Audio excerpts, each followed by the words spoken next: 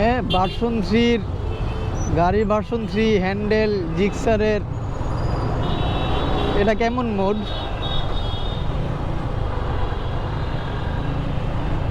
গাড়িটা একটু সামনে যাই, দেখাই, জিজ্ঞেস করি বাইরে এটা কোন ধরনের মোড করলো বা কি গাড়ি ছিল।